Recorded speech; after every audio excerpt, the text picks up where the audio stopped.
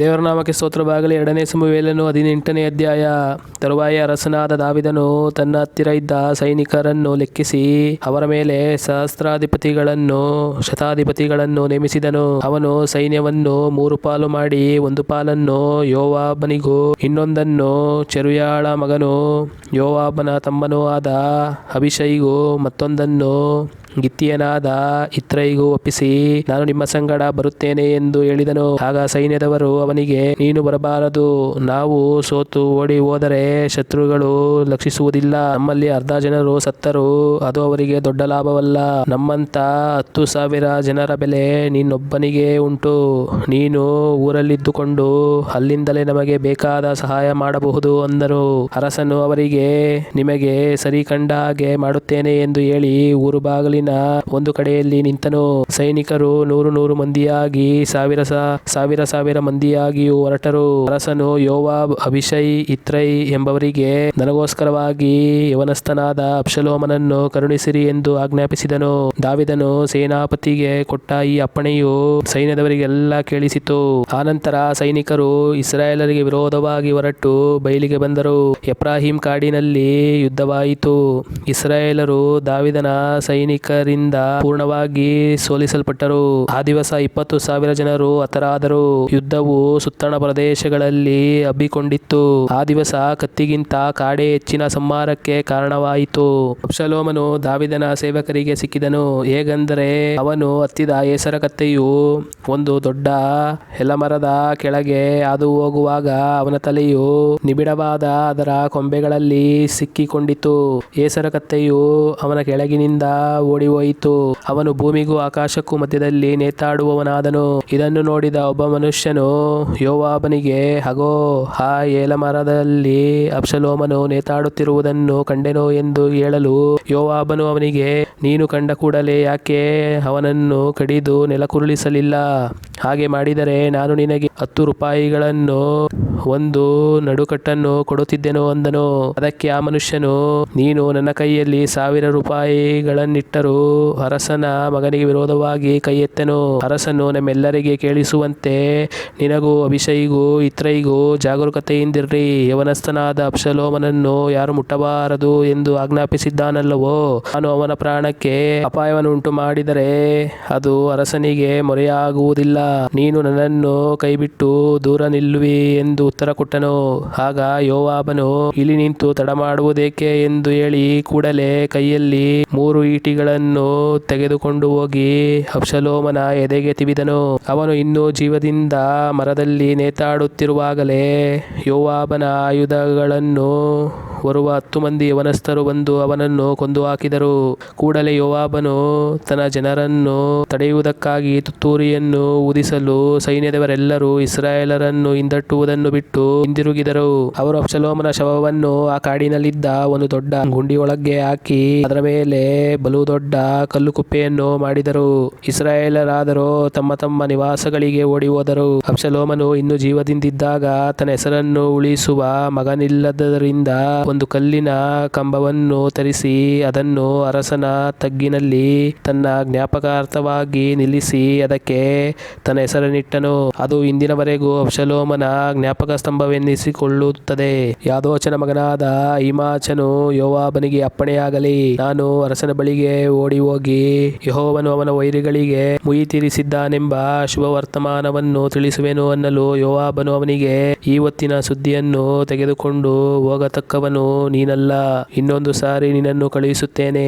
ಈ ಹೊತ್ತು ಅರಸನ ಮಗನು ಸತ್ತಿರುವುದರಿಂದ ವರ್ತಮಾನವು ಶುಭವಾದದ್ದಲ್ಲ ಎಂದು ಹೇಳಿ ತನ್ನ ಬಳಿಯಲ್ಲಿದ್ದ ಒಬ್ಬ ಕೂಶನನ್ನು ಕರೆದು ಅವನಿಗೆ, ನೀನು ಹೋಗಿ ಕಂಡದ್ದನ್ನು ಅರಸನಿಗೆ ತಿಳಿಸು ಎಂದು ಆಜ್ಞಾಪಿಸಿದನು. ಅವನು ಯೋವಾಬನಿಗೆ ನಮಸ್ಕರಿಸಿ ಹೊರಟು ಹೋದನು. ಚಾದೋಕನ ಮಗನಾದ ಅಹೀಮಾಚನು ತಿರುಗಿ ಯೋವಾಬನಿಗೆ, ಆಗುವುದಾಗಲಿ, ದಯವಿಟ್ಟು ಆ ಕೂಶ್ಯನ ಹಿಂದೆ ಹೋಗುವುದಕ್ಕೆ ನನಗೆ ಅಪ್ಪಣೆ ಕೊಡು ಎಂದು ಬೇಡಿಕೊಂಡನು. ಅದಕ್ಕೆ ಯೋವಾಬನು, ಮಗನೇ, ಯಾಕೆ ಹೋಗಬೇಕೆನ್ನುತ್ತೀ? ಅದಕ್ಕಾಗಿ ನಿನಗೆ ಬಹುಮಾನ ಸಿಕ್ಕುವುದಿಲ್ಲವಲ್ಲ ಅಂದನು. ಆದರೆ ಅಹೀಮಾಚನು ತಿರುಗಿ, ಚಿಂತೆಯಿಲ್ಲ, ನನ್ನನ್ನು ಕಳುಹಿಸು ಎಂದು ಒತ್ತಾಯಪಡಿಸಿದ್ದರಿಂದ ಯೋವಾಬನು ಹೋಗು ಎಂದು ಹೇಳಿದನು. ಆಗ ಅಹೀಮಾಚನು ಯೊರ್ದಾನ್ ತಗ್ಗಿನಲ್ಲಿರುವ ದಾರಿಯನ್ನು ಹಿಡಿದು ಆ ಕುರ್ಶಿನಿಗಿಂತ ಮುಂದಾಗಿ ಓಡಿದನು. ದಾವೀದನು 2 ಬಾಗಿಲುಗಳ ಮಧ್ಯದಲ್ಲಿ ಕೂತುಕೊಂಡಿದ್ದನು. ಅಷ್ಟರಲ್ಲಿ ಕಾವಲುಗಾರನು ಗೋಪುರದ ಮಾಳಿಗೆಯನ್ನು ಹತ್ತಿ ಪ್ರಾಕಾರದ ಬಳಿಯಲ್ಲಿ ನಿಂತು ನೋಡಲು ಒಂಟಿಗನಾಗಿ ಬರುವ ಒಬ್ಬ ಮನುಷ್ಯನನ್ನು ಕಂಡನು. ಅವನು ಕೂಡಲೇ ದಾವೀದನಿಗೆ ತಿಳಿಸಲು, ದಾವೀದನು ಅವನು ಒಬ್ಬನಾಗಿ ಇದ್ದರೆ ಸಮಾಚಾರ ತರುವವನಾಗಿರಬಹುದು ಅಂದನು. ಆದರೆ ಆ ಮನುಷ್ಯನು ಬರಬರುತ್ತಾ ಸಮೀಪವಾದನು. ಅಷ್ಟರಲ್ಲಿ ಕಾವಲುಗಾರನು ಓಡುತ್ತಾ ಬರುವ ಇನ್ನೊಬ್ಬನನ್ನು ಕಂಡು ಪರಪಾಲಕನ ಮುಖಾಂತರ, ಇಗೋ, ಇನ್ನೊಬ್ಬನು ಒಂಟಿಗನಾಗಿ ಬರುತ್ತಿದ್ದಾನೆ ಎಂದು ಅರಸನಿಗೆ ತಿಳಿಸಿದನು. ಅರಸನು, ಹಾಗಾದರೆ ಇವನು ಸಮಾಚಾರ ತರುವವನು ಎಂದು ಹೇಳಿದನು.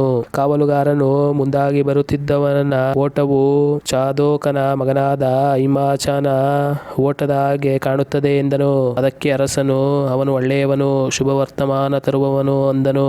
ಅಹಿಮಾಚನು ಹತ್ತಿರ ಬಂದು ಅರಸನಿಗೆ ಶುಭವಾಗಲಿ ಎಂದು ಹೇಳಿ ಸಾಷ್ಟಾಂಗ ನಮಸ್ಕಾರ ಮಾಡಿ, ಅರಸನಿಗೆ ವಿರೋಧವಾಗಿ ಕೈ ಎತ್ತಿದವರನ್ನು ಸ್ವಾಧೀನಪಡಿಸಿದ ನಿನ್ನ ದೇವರಾದ ಯೆಹೋವನಿಗೆ ಸ್ತೋತ್ರವಾಗಲಿ ಎಂದನು. ಆಗ ಅರಸನು ಅವನನ್ನು, ಯೌವನಸ್ಥನಾದ ಅಬ್ಷಾಲೋಮನು ಸುರಕ್ಷಿತನಾಗಿದ್ದಾನೋ ಎಂದು ಕೇಳಿದನು. ಅದಕ್ಕೆ ಅಹಿಮಾಚನು, ಯೋವಾಬನು ಒಡೆಯರ ಸೇವಕನಾದ ನನ್ನನ್ನು ಕಳುಹಿಸುವಾಗ ನಾನು ಒಂದು ದೊಡ್ಡ ದೊಂಬಿಯನ್ನು ಕಂಡೆನು, ಆದರೆ ಸಂಗತಿ ಏನೆಂಬುದು ನನಗೆ ಗೊತ್ತಾಗಲಿಲ್ಲ ಎಂದು ಉತ್ತರ ಕೊಟ್ಟನು. ಆಗ ಅರಸನು ಅವನಿಗೆ, ನೀನು ಇತ್ತ ನಿಲ್ಲು ಎಂದು ಆಜ್ಞಾಪಿಸಿದನು. ಅವನು ನಿಂತನು. ಅಷ್ಟರಲ್ಲಿ ಕೂಷ್ಯನು ಬಂದು, ನನ್ನ ಒಡೆಯನಾದ ಅರಸನಿಗೆ ಶುಭವರ್ತಮಾನ ತಂದಿದ್ದೇನೆ, ಯೆಹೋವನು ನಿನಗೆ ವಿರೋಧವಾಗಿ ಎದ್ದವರೆಲ್ಲರಿಗೂ ಮುಯಿ ತೀರಿಸಿದ್ದಾನೆ ಎಂದನು. ಅರಸನು ಅವನನ್ನು, ಯೌವನಸ್ಥನಾದ ಅಬ್ಷಾಲೋಮನು ಸುರಕ್ಷಿತನಾಗಿದ್ದಾನೋ ಎಂದು ಕೇಳಲು ಅವನು, ನನ್ನ ಒಡೆಯನಾದ ಅರಸನ ಶತ್ರುಗಳಿಗೂ ಅವನಿಗೆ ಕೇಡು ಮಾಡುವುದಕ್ಕೆ ಎದ್ದು ನಿಂತವರೆಲ್ಲರಿಗೂ ಆ ಯೌವನಸ್ಥನಿಗಾದ ಗತಿಯೇ ಆಗಲಿ ಎಂದು ಉತ್ತರ ಕೊಟ್ಟನು.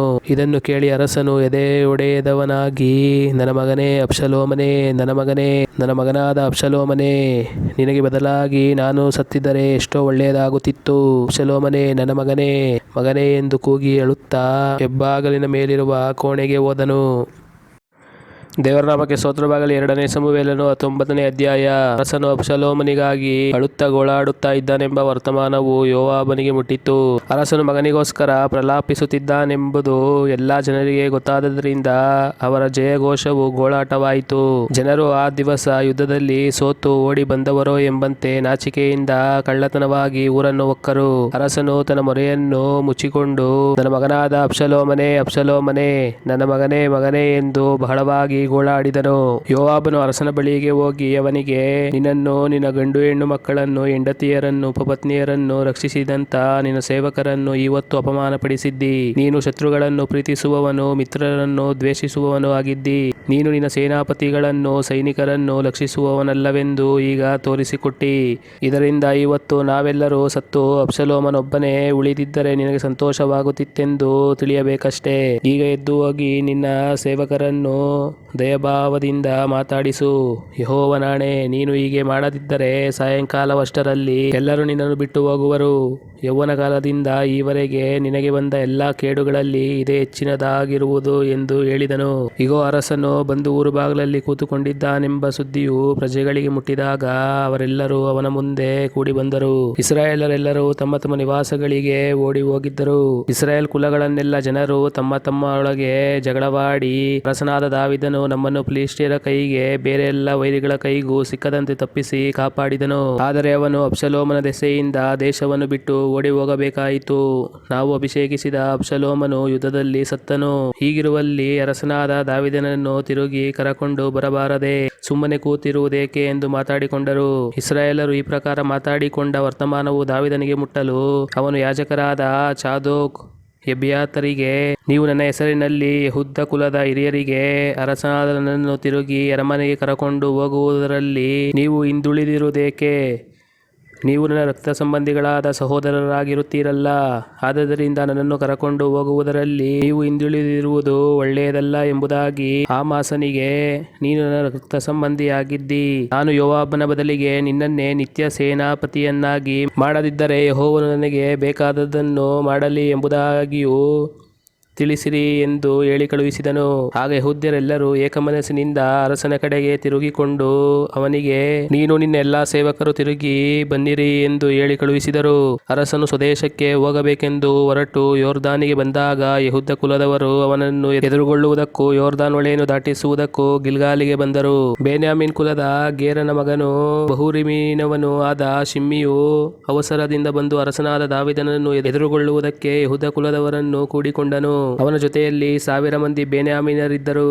ಇದಲ್ಲದೆ ಸೌಲನ ಮನೆಯ ಸೇವಕನಾದ ಚಿಬ್ಬನು ತನ್ನ 15 ಮಂದಿ ಮಕ್ಕಳನ್ನು 20 ಮಂದಿ ಸೇವಕರನ್ನು ಕರಕೊಂಡು ಅರಸನ ಮುಂದೆಯೇ ಪೂರ್ಣ ಶಕ್ತಿಯಿಂದ ಯೋರ್ದಾನ್ ಹೊಳೆಯಲ್ಲಿಳಿದು ಅರಸನ ಮನೆಯವರನ್ನು ದಾಟಿಸುವುದಕ್ಕೋಸ್ಕರವೂ ಅವರಿಗೆ ಬೇಕಾದ ಸಹಾಯ ಮಾಡುವುದಕ್ಕೋಸ್ಕರವೂ ದಡದಿಂದ ದಡಕ್ಕೆ ಹೋಗುತ್ತಾ ಬರುತ್ತಾ ಇದ್ದನು. ಅರಸನು ಯೋರ್ದಾನ್ ಹೊಳೆಯನ್ನು ದಾಟಿ ಬಂದ ಕೂಡಲೇ ಗೇರನ ಮಗನಾದ ಶಿಮ್ಮಿಯು ಸಾಷ್ಟಾಂಗ ನಮಸ್ಕಾರ ಮಾಡಿ ಅವನಿಗೆ, ನನ್ನ ಒಡೆಯನು ನನ್ನನ್ನು ಅಪರಾಧಿ ಎಂದೆಣಿಸದಿರಲಿ. ನನ್ನ ಅರಸನು ಯೆರೂಸಲೇಮನ್ನು ಬಿಟ್ಟು ಹೋಗುವಾಗ ನಾನು ಮೂರ್ಖತನದಿಂದ ಮಾಡಿದ್ದನ್ನೆಲ್ಲ ಅವನು ನೆನೆಸದಿರಲಿ, ಲಕ್ಷಿಸದಿರಲಿ. ಒಡೆಯನೇ, ನಿನ್ನ ಸೇವಕನಾದ ನಾನು ಪಾಪ ಮಾಡಿದ್ದೇನೆಂದು ಒಪ್ಪಿಕೊಳ್ಳುತ್ತೇನೆ. ಆದದರಿಂದಲೇ ನಾನು ಇವತ್ತು ಅರಸನನ್ನು ಎದುರುಗೊಳ್ಳುವುದಕ್ಕೆ ಎಲ್ಲಾ ಯೋಸೇಫ್ಯರಲ್ಲಿ ಮೊದಲಾಗಿ ಬಂದಿದ್ದೇನೆ ಎಂದು ಹೇಳಿದನು. ಚೆರುಯಾಳ ಮಗನಾದ ಅಬೀಷೈಯು ಯೆಹೋವನ ಅಭಿಷಿಕ್ತನನ್ನು ಶಪಿಸಿದ್ದಕ್ಕಾಗಿ ಶಿಮ್ಮಿಗೆ ಮರಣದಂಡನೆ ಆಗಬೇಕಲ್ಲವೇ ಅಂದನು. ಅದಕ್ಕೆ ದಾವೀದನು, ಚೆರುಯಾಳ ಮಕ್ಕಳೇ, ನನಗೆ ನಿಮ್ಮ ಗೊಡವೆಯೇ ಬೇಡ. ನೀವು ಇವತ್ತು ನನ್ನನ್ನು ಅಕೃತ್ಯಕ್ಕೆ ಪ್ರೇರಿಸುವವರಾಗಿದ್ದೀರಿ. ಇಂಥ ದಿವಸದಲ್ಲಿ ಇಸ್ರಾಯೇಲರಲ್ಲಿ ಒಬ್ಬನಿಗೆ ಮರಣದಂಡನೆಯಾಗುವುದು ಸರಿಯೋ? ನಾನು ಇಸ್ರಾಯೇಲರ ಅರಸನೆಂಬುದು ಇವತ್ತು ಸ್ಪಷ್ಟವಾಗಿ ಗೊತ್ತಾಯಿತು ಎಂದು ನುಡಿದನು. ಆನಂತರ ಅರಸನು ಶಿಮ್ಮಿಗೆ, ನಿನಗೆ ಮರಣ ಶಿಕ್ಷೆಯಾಗುವುದಿಲ್ಲ ಎಂದು ಪ್ರಮಾಣ ಮಾಡಿ ಹೇಳಿದನು. ತರುವಾಯ ಸೌಲನ ಮೊಮ್ಮಗನಾದ ಮೆಫೀಷೆಬೋತನು ಅರಸನನ್ನು ಎದುರುಗೊಳ್ಳುವುದಕ್ಕೆ ಬಂದನು. ಅರಸನು ಯೆರೂಸಲೇಮನ್ನು ಬಿಟ್ಟಂದಿನಿಂದ ಸುರಕ್ಷಿತವಾಗಿ ಹಿಂದಿರುಗುವವರೆಗೆ ಇವನು ತನ್ನ ಕಾಲುಗಳನ್ನು ಕಟ್ಟಿಕೊಂಡಿದ್ದಿಲ್ಲ, ಮೀಸೆಯನ್ನು ಕತ್ತರಿಸಿದ್ದಿಲ್ಲ, ಬಟ್ಟೆಗಳನ್ನು ಒಗೆಸಿಕೊಂಡಿದ್ದಿಲ್ಲ. ಯೆರೂಸಲೇಮಿನಿಂದ ಅರಸನ ದರ್ಶನಕ್ಕೆ ಬಂದಾಗ ಅರಸನು, ಮೆಫಿಬೋಶೆತನೇ, ನೀನು ನನ್ನ ಸಂಗಡ ಯಾಕೆ ಬರಲಿಲ್ಲ ಎಂದು ಕೇಳಲು ಅವನು, ನನ್ನ ಒಡೆಯನೇ ಅರಸನೇ, ನನ್ನ ಸೇವಕರು ನನ್ನನ್ನು ವಂಚಿಸಿದರು. ಕುಂಟನಾದ ನಾನು ಅವನಿಗೆ, ಕತ್ತೆಗೆ ತಡಿಯಾಕು, ನಾನು ಕೂತುಕೊಂಡು ಅರಸನ ಜೊತೆಯಲ್ಲಿ ಹೋಗಬೇಕು ಎಂದು ಆಜ್ಞಾಪಿಸಿದೆನು. ಅವನು ಹಾಗೆ ಮಾಡದೆ ನನ್ನ ಒಡೆಯನಾದ ಅರಸನ ಬಳಿಗೆ ಬಂದು ನನ್ನ ವಿಷಯದಲ್ಲಿ ಚಾಡಿ ಹೇಳಿದನು. ಅರಸನು ದೇವದೂತನಾಗಿರುತ್ತಾನೆ, ತನಗೆ ಸರಿ ಕಂಡದ್ದನ್ನು ಮಾಡಲಿ. ನನ್ನ ತಂದೆಯ ಮನೆಯವರೆಲ್ಲರೂ ಅರಸನಾದ ನನ್ನ ಒಡೆಯನ ದೃಷ್ಟಿಯಲ್ಲಿ ಮರಣಕ್ಕೆ ಪಾತ್ರರಾಗಿದ್ದರು. ಆದರೂ ಅವನು ತನ್ನ ಸೇವಕನಾದ ನನ್ನನ್ನು ಭೋಜನಕ್ಕೆ ತನ್ನ ಪಂಕ್ತಿಯಲ್ಲಿ ಕುಳ್ಳಿರಿಸಿಕೊಂಡನು. ಅರಸನಿಗೆ ಹೆಚ್ಚಾಗಿ ಮೊರೆ ಇಡುವುದಕ್ಕೆ ನಾನೇನು ಯೋಗ್ಯನೋ ಎಂದು ಉತ್ತರ ಕೊಟ್ಟನು. ಆಗ ಅರಸನು ಅವನಿಗೆ, ಹೆಚ್ಚು ಮಾತು ಯಾಕೆ? ನೀನು ಚೀಬನು ಹೊಲವನ್ನು ಭಾಗ ಮಾಡಿಕೊಳ್ಳಬೇಕೆಂಬುದೇ ನನ್ನ ತೀರ್ಪು ಎಂದು ಹೇಳಿದನು. ಅದಕ್ಕೆ ಮೆಫಿಬೋಶೆತನು, ಚೀಬನು ಎಲ್ಲವನ್ನೂ ತಾನೇ ತೆಗೆದುಕೊಂಡರೂ ತೆಗೆದುಕೊಳ್ಳಲಿ, ನನ್ನ ಒಡೆಯನಾದ ಅರಸನು ತನ್ನ ಮನೆಗೆ ಸುರಕ್ಷಿತವಾಗಿ ಬಂದದ್ದೇ ಸಾಕು ಅಂದನು. ಗಿಲ್ಯಾದ್ಯನಾದ ಬರ್ಜಿಲೈ ಎಂಬವನು ಅರಸನನ್ನು ಸಾಗ ಕಳುಹಿಸುವುದಕ್ಕಾಗಿ ರೊಗೆಲಿಮಿನಿಂದ ಯೋರ್ದಾನಿಗೆ ಬಂದಿದ್ದನು. ಇವನು 80 ವರ್ಷದ ಮುದುಕನು. ಇವನು ಬಹುಶ್ರೀಮಂತನಾಗಿದ್ದರಿಂದ ದಾವೀದನು ಮಹಾನೈಮಿನಲ್ಲಿದ್ದ ಕಾಲದಲ್ಲೆಲ್ಲ ಅವನ ಜೀವನಕ್ಕೆ ಬೇಕಾದದ್ದನ್ನು ಇವನೇ ಒದಗಿಸಿಕೊಡುತ್ತಿದ್ದನು. ಅರಸನು ಬರ್ಜಿಲೈಗೆ, ನನ್ನ ಜೊತೆಯಲ್ಲಿ ಹೊಳೆಯಾಚೆಗೆ ಬಾ, ನಾನು ಯೆರೂಸಲೇಮಿನಲ್ಲಿ ನಿನ್ನನ್ನು ಹತ್ತಿರವೇ ಇಟ್ಟುಕೊಂಡು ಸಂರಕ್ಷಿಸುತ್ತೇನೆ ಎಂದನು. ಅದಕ್ಕೆ ಬರ್ಜಿಲೈಯು, ಇಷ್ಟು ವಯಸ್ಸು ಕಳೆದವನಾದ ನಾನು ಅರಸನ ಸಂಗಡ ಯೆರೂಸಲೇಮಿಗೆ ಬರುವುದು ಹೇಗೆ? ಈಗ ನಾನು 80 ವರ್ಷದವನು. ಒಳ್ಳೆಯದು ಕೆಟ್ಟದ್ದು ಇವುಗಳ ಭೇದವು ನನಗಿನ್ನೂ ತಿಳಿಯುವುದೋ? ನಿನ್ನ ಸೇವಕನಾದ ನನಗೆ ಅನ್ನಪಾನಗಳ ರುಚಿಯು ಗೊತ್ತಾಗುವುದೋ? ಗಾಯನ ಮಾಡುವ ಸ್ತ್ರೀ ಪುರುಷರ ಸ್ವರಗಳು ನನಗೆ ಕೇಳಿಸುತ್ತವೋ? ನಾನು ನನ್ನ ಒಡೆಯನಾದ ಅರಸನಿಗೆ ಸುಮ್ಮನೆ ಯಾಕೆ ಭಾರವಾಗಿರಬೇಕು? ಹೊಳೆ ದಾಟಿ ಸ್ವಲ್ಪ ದೂರಕ್ಕೆ ನಿನ್ನ ಸಂಗಡ ಬರುತ್ತೇನೆ. ಅರಸನಾದ ನೀನು ನನಗೇಕೆ ಇಂಥ ಉಪಕಾರ ಮಾಡಬೇಕು? ದಯವಿಟ್ಟು ನಿನ್ನ ಸೇವಕನಾದ ನನಗೆ ಹಿಂದಿರುಗಿ ಹೋಗುವುದಕ್ಕೆ ಅಪ್ಪಣೆಯಾಗಲಿ. ನಾನು ನನ್ನ ತಂದೆ ತಾಯಿಗಳ ಸಮಾಧಿ ಇರುವ ಸ್ವಂತ ಊರಿಗೆ ಹೋಗಿ ಅಲ್ಲೇ ಸಾಯುವೆನು. ಇಗೋ, ಇಲ್ಲಿ ನಿನ್ನ ಸೇವಕನಾದ ಕಿಮಾಮನಿರುತ್ತಾನೆ. ನನ್ನ ಒಡೆಯನಾದ ಅರಸನು ಇವನನ್ನು ಕರಕೊಂಡು ಹೋಗಿ ತನ್ನ ಇಷ್ಟವಿದ್ದಂತೆ ಇವನಿಗೆ ದಯೆ ತೋರಿಸಲಿ ಎಂದನು. ಅದಕ್ಕೆ ಅರಸನು, ಕಿಮಾಮನು ನನ್ನ ಸಂಗಡ ಬರಲಿ, ಅವನಿಗೆ ನಿನ್ನ ಇಷ್ಟದಂತೆ ದಯೆ ತೋರಿಸುವೆನು. ಇನ್ನು ಏನೇನು ಮಾಡಬೇಕೆಂದಿರುತ್ತೀಯೋ ಅದನ್ನೆಲ್ಲವನ್ನು ಮಾಡುತ್ತೇನೆ ಎಂದು ಹೇಳಿದನು. ಎಲ್ಲಾ ಜನರು ಹೊಳೆ ದಾಟಿದರು.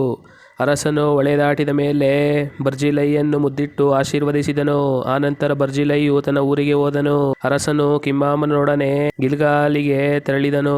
ಎಲ್ಲ ಯೆಹೂದ್ಯರು ಇಸ್ರಾಯೇಲರಲ್ಲಿ ಅರ್ಧ ಜನರು ಅರಸನನ್ನು ಕರಕೊಂಡು ಹೋದರು. ಆಗ ಇಸ್ರಾಯೇಲರೆಲ್ಲರೂ ಅರಸನ ಮುಂದೆ ಬಂದು ಅವನನ್ನು, ನಮ್ಮ ಸಹೋದರರಾದ ಯೆಹೂದ್ಯರು ನಮಗೆ ತಿಳಿಸದೆ ತಾವೇ ಹೋಗಿ ಅರಸನನ್ನು, ಅವನ ಮನೆಯವರನ್ನು, ಅವನೊಡನೆ ಇದ್ದ ಜನರನ್ನು ಯೊರ್ದಾನ್ ಹೊಳೆ ದಾಟಿಸಿ ಕರಕೊಂಡು ಬಂದದ್ದೇಕೆ ಎಂದು ಹೇಳಿದರು. ಅದಕ್ಕೆ ಯೆಹೂದ್ಯರೆಲ್ಲರೂ, ಅರಸನು ನಮಗೆ ಸಮೀಪ ಬಂದು ನೀವು ಅದಕ್ಕಾಗಿ ಉರಿಗೊಳ್ಳುವುದೇಕೆ? ನಾವೇನು ಅರಸನ ಖರ್ಚಿನಿಂದ ಊಟ ಮಾಡಿದೆವೋ? ಅವನು ನಮಗೆ ಏನಾದರೂ ಕೊಟ್ಟಾನೋ ಎಂದು ಉತ್ತರ ಕೊಟ್ಟರು.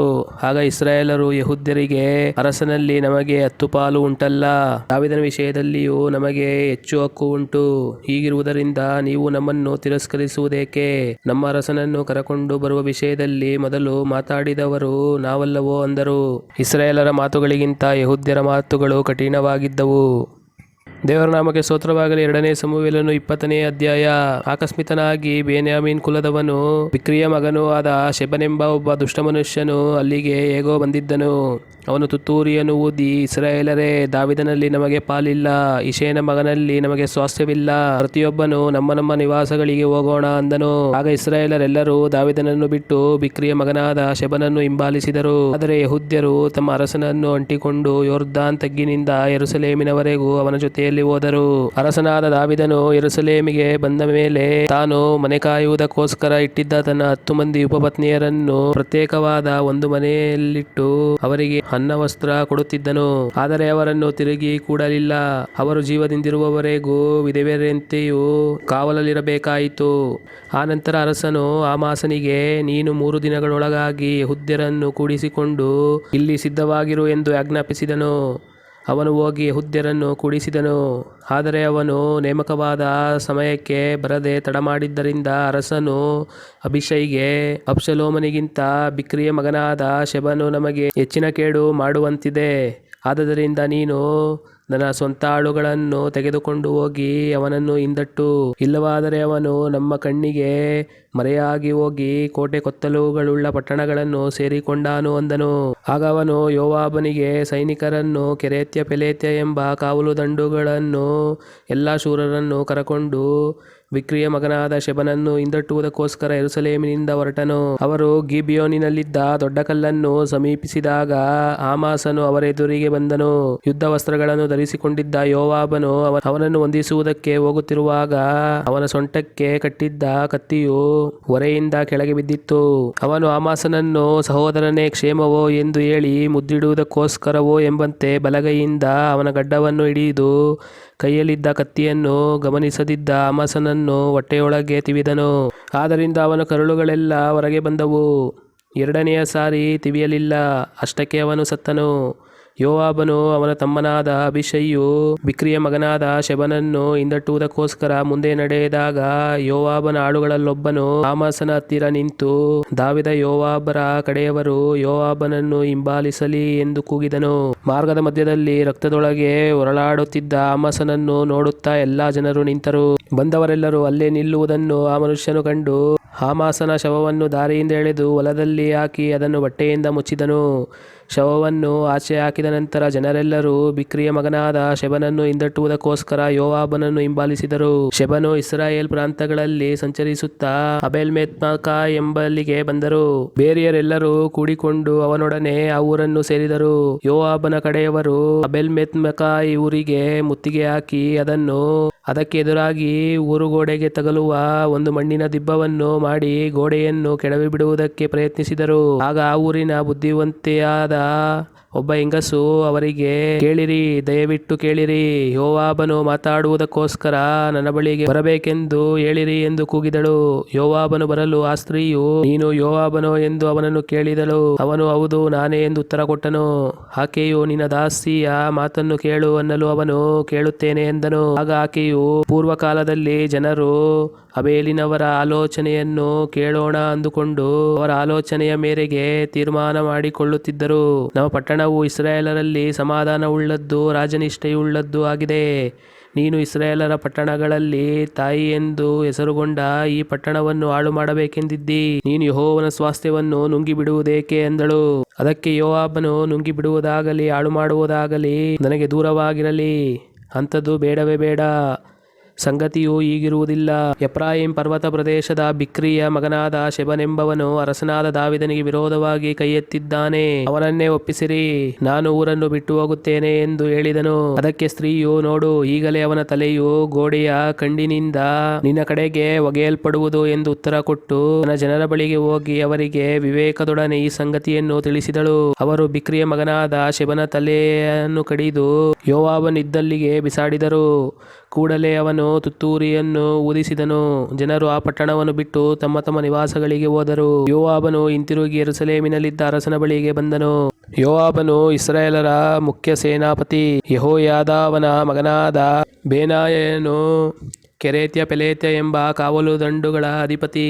ಅದೋರಾಮನು ಬಿಟ್ಟಿ ಕೆಲಸ ಮಾಡಿಸುವವನು. ಅಹೀಲೂದನ ಮಗನಾದ ಯೆಹೋಷಾಫಟನು ಪ್ರಧಾನಮಂತ್ರಿಯು. ಶೆವನು ಲೇಖಕನು. ಚಾದೋಕ್ ಎಬ್ಯಾತರರು ಯಾಜಕರು. ಯಾಯೀರಿನವನಾದ ಈರನು ದಾವಿದನ ಯಾಜಕನು. ದೇವರ ನಾಮಕ್ಕೆ ಸ್ತೋತ್ರವಾಗಲಿ. 2ನೇ ಸಮುವೇಲನು 21ನೇ ಅಧ್ಯಾಯ. ದಾವಿದನ ಕಾಲದಲ್ಲಿ 3 ವರ್ಷಗಳವರೆಗೂ ಬಿಡದೆ ಬರವಿತ್ತು. ದಾವಿದನು ಯೆಹೋವನನ್ನು ವಿಚಾರಿಸಲು ಆತನು, ಸೌಲನು ಗಿಬಿಯೋನ್ಯರನ್ನು ಕೊಲ್ಲಿಸಿದ್ದರಿಂದ ಅವನ ಮೇಲೆಯೂ ಅವನ ಮನೆಯವರ ಮೇಲೆಯೂ ರಕ್ತಾಪರಾಧವಿರುತ್ತದೆ ಎಂದು ಉತ್ತರ ಕೊಟ್ಟನು. ಗಿಬಿಯೋನ್ಯರು ಇಸ್ರಾಯೇಲ್ ಕುಲಗಳಿಗೆ ಸೇರಿದವರಲ್ಲ, ಸಂಹೃತರಾಗದೆ ಉಳಿದ ಅಮ್ಮೋನಿಯರಷ್ಟೇ. ಇಸ್ರಾಯೇಲರು ತಾವು ಅವರನ್ನು ಕೊಲ್ಲುವುದಿಲ್ಲವೆಂದು ಪ್ರಮಾಣ ಮಾಡಿದರು. ಆದರೂ ಸೌಲನು ಇಸ್ರಾಯೇಲ್ ಮತ್ತು ಯೆಹೂದ ಕುಲಗಳ ಮೇಲೆ ತನಗಿದ್ದ ಅಭಿಮಾನದ ದೆಸೆಯಿಂದ ಅವರನ್ನು ನಿರ್ನಾಮಗೊಳಿಸಬೇಕೆಂದಿದ್ದನು. ಆಗ ಅರಸನಾದ ದಾವಿದನು ಗಿಬಿಯೋನ್ಯರನ್ನು ಕರೆದು, ನಾನು ನಿಮಗೋಸ್ಕರ ಏನು ಮಾಡಬೇಕೆಂದಿರುತ್ತೀರಿ? ನಿಮಗೆ ಪ್ರಾಯಶ್ಚಿತ್ತವಾಗಿ ಯಾವುದನ್ನು ಕೊಟ್ಟರೆ ನೀವು ಯೆಹೋವನ ಸ್ವಾಸ್ಥ್ಯವನ್ನು ಆಶೀರ್ವದಿಸುವಿರಿ ಎಂದು ಕೇಳಿದನು. ಅದಕ್ಕೆ ಅವರು, ಸೌಲನ ಸಂತಾನದವರಿಗೂ ನಮಗೂ ಇರುವ ವ್ಯಾಜ್ಯವು ಬೆಳ್ಳಿ ಬಂಗಾರದಿಂದ ತೀರಲಾರದು. ಇಸ್ರಾಯೇಲರನ್ನು ಕೊಲ್ಲುವ ಅಧಿಕಾರವು ನಮಗಿಲ್ಲ ಎಂದು ಉತ್ತರ ಕೊಡಲು ಅರಸನು ಅವರಿಗೆ, ಏನು ಮಾಡಬೇಕು ಹೇಳಿರಿ, ಮಾಡುತ್ತೇನೆ ಎಂದನು. ಅವರು, ನಮ್ಮನ್ನು ಇಸ್ರಾಯೇಲ್ ಪ್ರಾಂತಗಳಿಂದ ಹೊರಡಿಸುವುದಕ್ಕೂ ನಿರ್ನಾಮಗೊಳಿಸುವುದಕ್ಕೂ ಪ್ರಯತ್ನಿಸಿದ ಆ ಮನುಷ್ಯನ ಮಕ್ಕಳಲ್ಲಿ 7 ಮಂದಿಯನ್ನು ನಮಗೆ ಒಪ್ಪಿಸು. ಯೆಹೋವನಿಂದ ಆರಿಸಲ್ಪಟ್ಟ ಸೌಲನು ವಾಸವಾಗಿದ್ದ ಗಿಬೆಯದಲ್ಲಿ ನಾವು ಅವರನ್ನು ಕೊಂದು ಯೆಹೋವನ ಸನ್ನಿಧಿಯಲ್ಲಿ ನೇತು ಹಾಕುವೆವು ಎಂದರು. ಅರಸನು, ಆಗಲಿ, ಒಪ್ಪಿಸುತ್ತೇನೆ ಎಂದನು. ದಾವಿದನು ತಾನು ಸೌಲನ ಮಗನಾದ ಯೋನಾತಾನನಿಗೆ ಯೆಹೋವನ ಹೆಸರಿನಲ್ಲಿ ಮಾಡಿದ ಪ್ರಮಾಣವನ್ನು ನೆನೆಸಿ ಸೌಲನ ಮೊಮ್ಮಗನೂ ಯೋನಾತಾನನ ಮಗನೂ ಆದ ಮೆಫಿಬೋಶೆತನನ್ನು ಉಳಿಸಿದನು. ಆದರೆ ಸೌಲನಿಗೆ ಅಯ್ಯಾಹನ ಮಗಳಾದ ರಿಚ್ಪಳಲ್ಲಿ ಹುಟ್ಟಿದ ಹರ್ಮೋನಿ, ಮೆಫಿಬೋಶೆತ್ ಎಂಬ 2 ಮಕ್ಕಳನ್ನು, ಮೆಹೋಲದ ಬರ್ಜಿಲೈಯ ಮಗನಾದ ಅದ್ರಿಯೇಲನಿಗೆ ಸೌಲನ ಮಗಳಾದ ಮೆರಾಬಳಲ್ಲಿ ಹುಟ್ಟಿದ 5 ಮಂದಿ ಮಕ್ಕಳನ್ನು ತೆಗೆದುಕೊಂಡು ಅವರನ್ನು ಗಿಬಿಯೋನ್ಯರಿಗೆ ಒಪ್ಪಿಸಿದನು. ಅವರು ಇವರನ್ನು ಕೊಂದು ಗುಡ್ಡದ ಮೇಲೆ ಯೆಹೋವನ ಸನ್ನಿಧಿಯಲ್ಲಿ ನೇತು ಹಾಕಿದರು. ಆ 7 ಮಂದಿಯು ಏಕಕಾಲದಲ್ಲಿ ಹತರಾದರು. ಇವರನ್ನು ಕೊಂದಾಗ ಜವೆಗೋದಿ ಸುಗ್ಗಿಯು ಆರಂಭವಾಯಿತು. ಆಗ ಅಯ್ಯಾಹನ ಮಗಳಾದ ರಿಚ್ಪಳು ಒಂದು ಗೋಣಿತಟ್ಟನ್ನು ತೆಗೆದುಕೊಂಡು ಅದನ್ನು ಬಂಡೆಯ ಮೇಲೆ ಹಾಸಿ ಸುಗ್ಗಿಯ ಆರಂಭದಿಂದ ಶವಗಳ ಮೇಲೆ ಮಳೆ ಬೀಳುವ ತನಕ ಅದರ ಮೇಲೆ ಕೂತುಕೊಂಡು ಹಗಲಿನಲ್ಲಿ ಆಕಾಶದ ಪಕ್ಷಿಯು ഇരുಳಿನಲ್ಲಿ ಕಾಡುಮೃಗಗಳು ಅದನ್ನು ತಿನ್ನದಂತೆ ಕಾಯುತ್ತಿದ್ದಳು. ಅಯ್ಯಾಹನ ಮಗಳು ಸೌಲನ ಉಪಪತ್ನಿಯೂ ಆದ ರಿಚ್ಪಳು ಮಾಡಿದ ಈ ಕಾರ್ಯವು ದಾವಿದನಿಗೆ ತಿಳಿಸಲ್ಪಟ್ಟಿತು. ಆಗ ಅವನು ಸೌಲನ ಮತ್ತು ಅವನ ಮಗನಾದ ಯೋನಾತಾನನ ಎಲುಬುಗಳನ್ನು ತರಿಸುವುದಕ್ಕೋಸ್ಕರ ಯಾಬೇಷ್ ಗಿಲ್ಯಾದಿಗೆ ಹೋದನು. ಫಿಲಿಷ್ಟಿಯರು ಸೌಲನನ್ನು ಗಿಲ್ಬೋವದಲ್ಲಿ ಸೋಲಿಸಿದ ನಂತರ ಅವನ ಮತ್ತು ಯೋನಾತಾನನ ಶವಗಳನ್ನು ಬೆತ್ಷೆಯಾನಿನ ಬೀದಿಯಲ್ಲಿ ತೂಕು ಹಾಕಿದರು. ಯಾಬೇಷ್ ಗಿಲ್ಯಾದಿನವರು ಅಲ್ಲಿಂದ ಅವುಗಳನ್ನು ಕದ್ದುಕೊಂಡು ಹೋಗಿದ್ದರು. ದಾವಿದನು ಯಾಬೇಷಿನಲ್ಲಿದ್ದ ಸೌಲ ಯೋನಾತಾನರ ಎಲುಬುಗಳನ್ನು ಗಿಬಿಯೋನಿನಲ್ಲಿ ಹತರಾದ ಆ ಮನುಷ್ಯರ ಎಲುಬುಗಳನ್ನು ತೆಗೆದುಕೊಂಡು ಅವುಗಳನ್ನೆಲ್ಲ ಬೆನ್ಯಾಮೀನ್ ದೇಶದ ಚಿಲ್ಲಾ ಊರಿನಲ್ಲಿ ಸೌಲನ ತಂದೆಯಾದ ಕೀಷನ ಸ್ಮಶಾನ ಭೂಮಿಯಲ್ಲಿ ಸಮಾಧಿ ಮಾಡಿದನು. ಅರಸನ ಅಪ್ಪಣೆಯಂತೆ ಇದೆಲ್ಲ ಆದ ನಂತರ ದೇಶದ ಮೇಲೆ ದೇವರಿಗಿದ್ದ ಕೋಪವು ಶಾಂತಿಯಾಯಿತು. ಒಂದು ಕಾಲದಲ್ಲಿ ಫಿಲಿಷ್ಟಿಯರಿಗೂ ಇಸ್ರಾಯೇಲರಿಗೂ ತಿರುಗಿ ಯುದ್ಧವಾಯಿತು. ದಾವಿದನು ತನ್ನ ಸೈನಿಕರನ್ನು ಕರಕೊಂಡು ಫಿಲಿಷ್ಟಿಯರಿಗೆ ವಿರೋಧವಾಗಿ ಯುದ್ಧಕ್ಕೆ ಹೋದಾಗ ಬಹಳವಾಗಿ ದಣಿದಂತ ಅವನು ರೆಫಾಯರಲ್ಲೊಬ್ಬನಾದ ಇಷ್ಬಿಬೇನೋಬ್ ಎಂಬವನನ್ನು ಕೊಲ್ಲುವುದಕ್ಕಿದ್ದನು. ಅವನ ಬರ್ಜಿಯ ತಾಮ್ರವು 300 ರೂಪಾಯಿ ತೂಕದ್ದು. ಅವನು ಸೊಂಟಕ್ಕೆ ಹೊಸ ಕತ್ತಿಯನ್ನು ಕಟ್ಟಿಕೊಂಡಿದ್ದನು. ಚೆರುಯಾಳ ಮಗನಾದ ಅಭಿಷೈಯು ದಾವಿದನ ಸಹಾಯಕ್ಕೆ ಬಂದು ಫಿಲಿಷ್ಟಿಯನನ್ನು ಕೊಂದು ಹಾಕಿದನು. ಆಗ ಜನರು ದಾವಿದನಿಗೆ, ಇಸ್ರಾಯೇಲರ ದೀಪವು ಆರಿಹೋಗದಂತೆ ನೀನು ಇನ್ನು ಮುಂದೆ ನಮ್ಮ ಜೊತೆಯಲ್ಲಿ ಯುದ್ಧಕ್ಕೆ ಬರಬಾರದು ಎಂದು ಖಂಡಿತವಾಗಿ ಹೇಳಿದರು. ಆನಂತರ ಫಿಲಿಷ್ಟಿಯರ ಸಂಗಡ ಗೋಬಿನಲ್ಲಿ ಯುದ್ಧ ನಡೆಯಿತು. ಆಗ ಊಷ ಊರಿನವನಾದ ಸಿಬೆಕೈ ಎಂಬವನು ರೆಫಾಯನಾದ ಸಾಫ್ ಎಂಬವನನ್ನು ಕೊಂದನು. ಗೋಬಿನಲ್ಲಿ ಫಿಲಿಷ್ಟಿಯರೊಡನೆ ಇನ್ನೊಮ್ಮೆ ಯುದ್ಧ ನಡೆದಾಗ ಬೆತ್ಲಹೇಮಿನವನಾದ ಯಾರೆಗಿಮ್ ಎಂಬವನ ಮಗನಾದ ಎಲಾನಾನನು ಗಿತ್ತೀಯನಾದ ಗೋಲ್ಯಾತನನ್ನು ಕೊಂದನು. ಆ ಗೋಲ್ಯಾತನ ಬರ್ಜಿಯ ಹಿಡಿಕೆಯು ನೇಯ್ಗಾರರ ಕುಂಟೆಯಷ್ಟು ಗಾತ್ರವಿತ್ತು. ಮತ್ತೊಂದು ಸಾರಿ ಗತ್ತೂರಿನಲ್ಲಿ ಯುದ್ಧ ನಡೆಯಿತು. ಅಲ್ಲಿ ಒಬ್ಬ ಎತ್ತರವಾದ ಪುರುಷನಿದ್ದನು. ಅವನ ಕೈಕಾಲುಗಳಿಗೆ 6 ಬೆರಳುಗಳಂತೆ ಒಟ್ಟಿಗೆ 24 ಬೆರಳುಗಳಿದ್ದವು. ಅವನು ರೆಫಾಯನು. ಅವನು ಇಸ್ರಾಯೇಲರನ್ನು ನಿಂದಿಸಿದಾಗ ದಾವಿದನ ಅಣ್ಣನಾದ ಶಿಮೆಯಾನನ ಮಗ ಯೋನಾತಾನನು ಅವನನ್ನು ಕೊಂದು ಹಾಕಿದನು. ಗತ್ತೂರಿನವರಾದ ಈ 4 ಮಂದಿ ರೆಫಾಯರು ದಾವಿದನಿಂದಲೂ ಅವನ ಸೇವಕರಿಂದಲೂ ಹತರಾದರು.